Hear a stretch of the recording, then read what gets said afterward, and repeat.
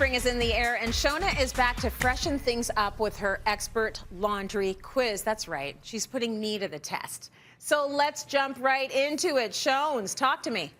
Okay, so we've all been doing laundry for a really long time, and sometimes we just go with the flow and do it for reasons like we don't really know the method behind it or why we're doing certain things we're doing laundry, or we do it the way we assumed it should be done, or the old-fashioned way, that things that you were taught to be done. So what I'm going to do is quiz you on some of your laundry knowledge and see kind of how you do and what you think about how things are supposed to happen in the laundry room.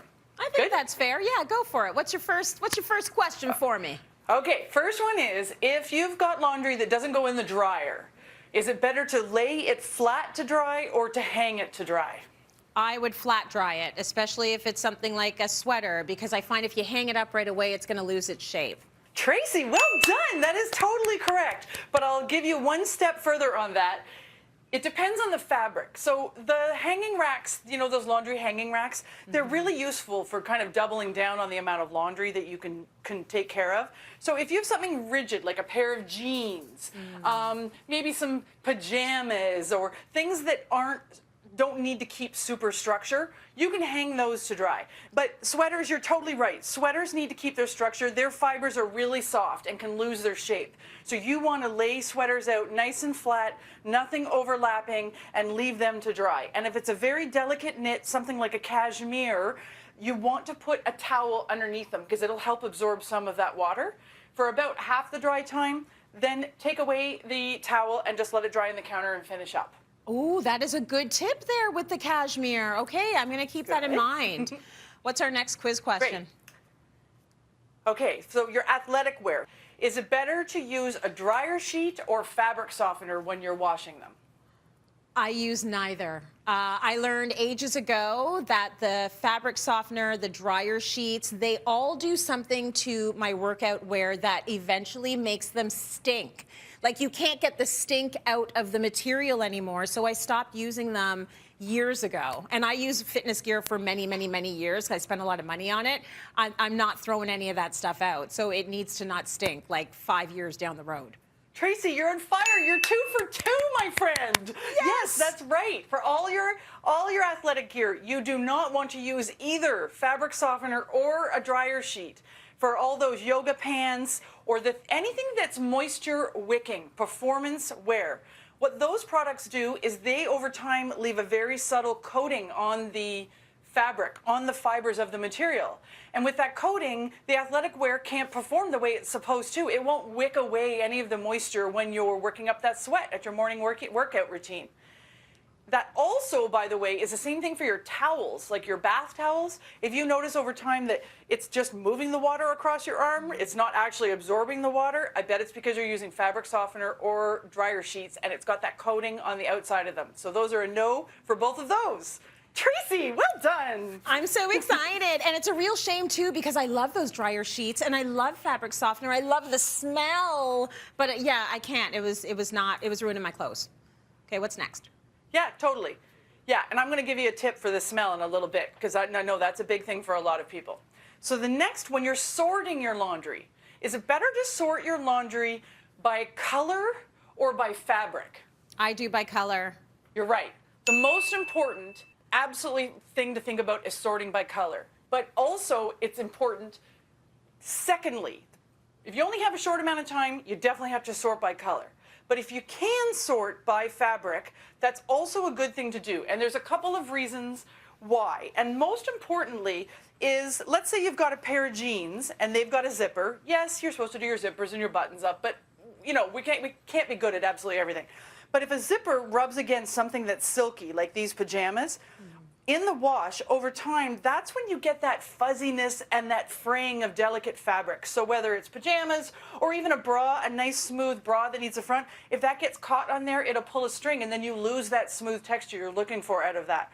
So think about, if you can, dividing the more rougher fabrics away from the more delicate fabrics, and that'll just give you a little bit more lifespan to your clothes. Okay, the next one is detergent.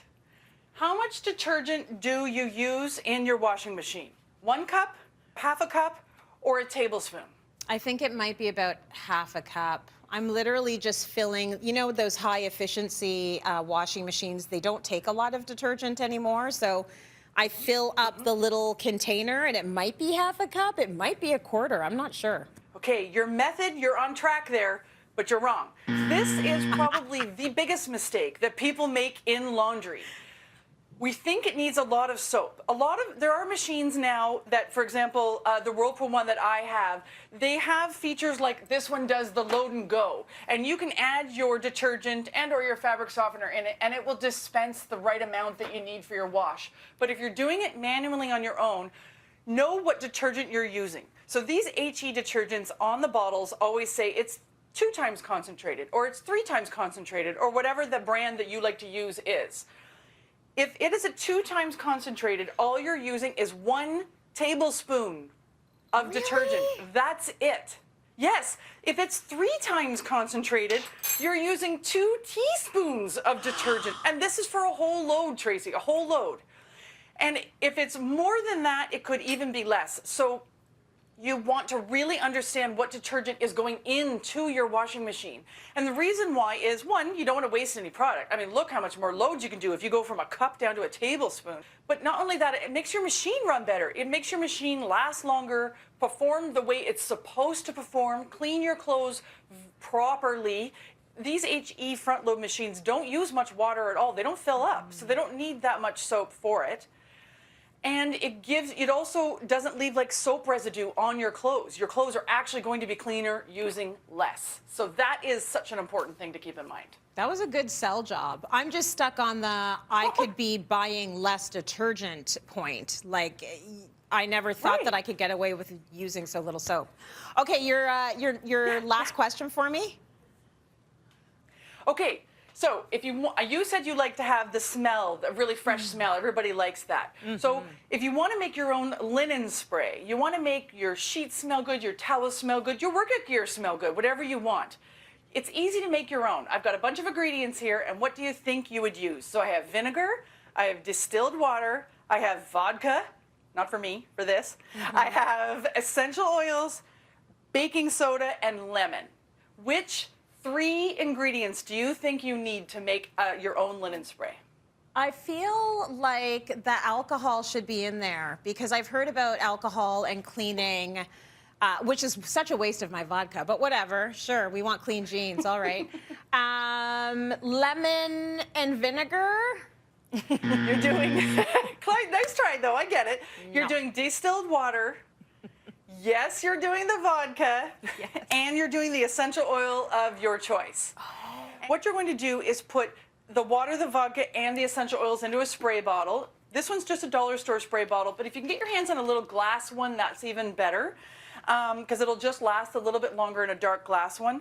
But the reason why the vodka is in there is because water and oil don't mix. So that teensy bit of vodka added to it just helps the water and the oils stay mixed together.